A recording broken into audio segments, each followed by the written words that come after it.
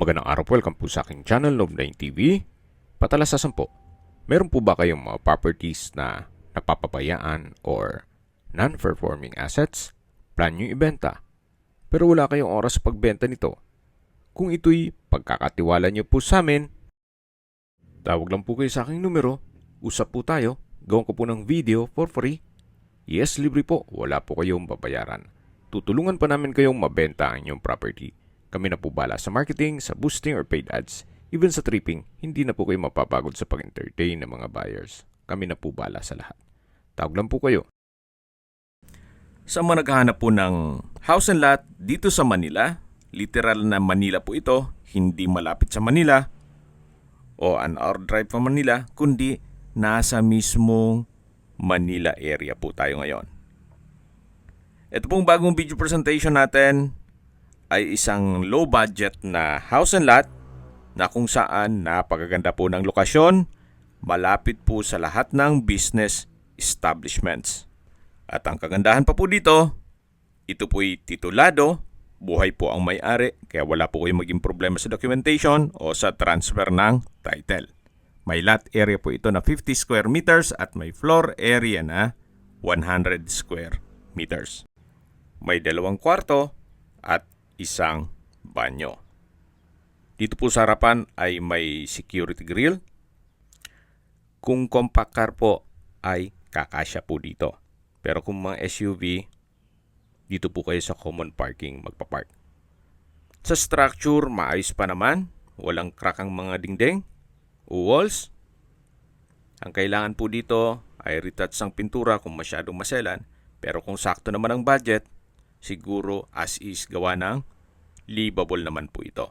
Ito po yung tinutukoy ko ng garahe. Kung maliit na sasakyan, pwede pa pong maglagay ng garahe ng motor sa dulo. Meron pong steel window.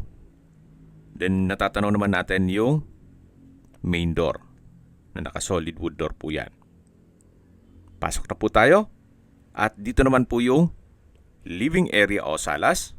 High ceiling naman po siya. Then nasa gitna yung hagdan at sa dulo yung dining at kitchen. Pati po yung common toilet and bath. Ito pong flooring ay wala naman po kayong ipapagawa. Maayos naman po siya.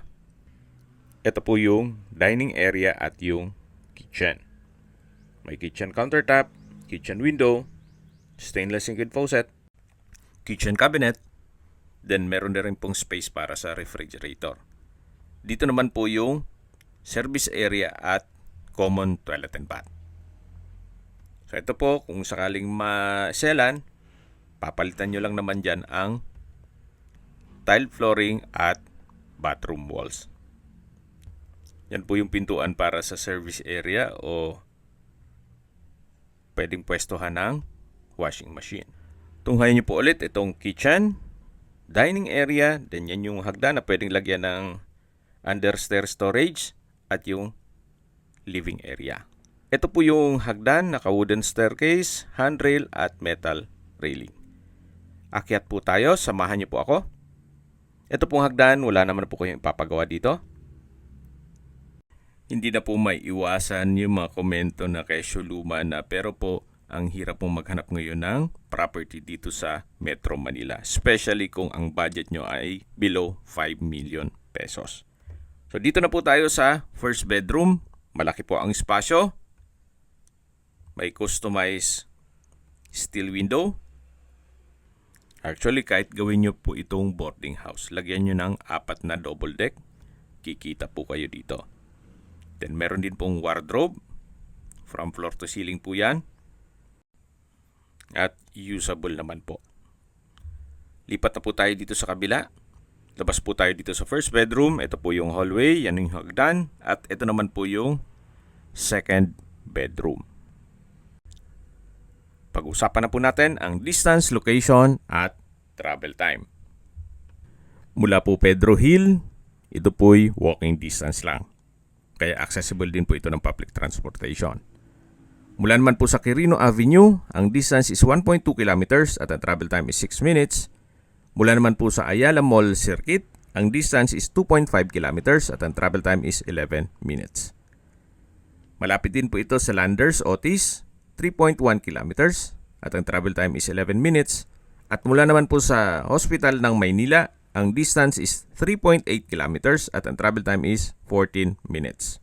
Mula naman po sa Polytechnic University of the Philippines, ang distance is 4.7 kilometers at ang travel time is 20 minutes. Mula naman po sa University Belt, kung saan nandun po ang UST, UE, National University, FEU, ang distance is 5.6 kilometers at ang travel time is 20 minutes. Mula naman po sa airport, ang distance is 11 kilometers at ang travel time is 22 minutes. Kung wala naman po kayong budget para sa isang modern townhouse na nag-range sa 15 to 20 million, you might consider this property. Si owner po binebenta ito sa halagang 4.9 million pesos net. Ibig kong sabihin, si buyer na po ang sasagot sa lahat ng taxes at expenses with regard to documentation. At ang kagandahan pa po dito, hindi sasakit ang ulo nyo tungkol sa titulo o dokumento, pati pag-transfer ng title. Gawa ng kumpleto po ito at buhay po ang may-ari. Bihira na po ang nagbebenta ng property dito sa Manila area.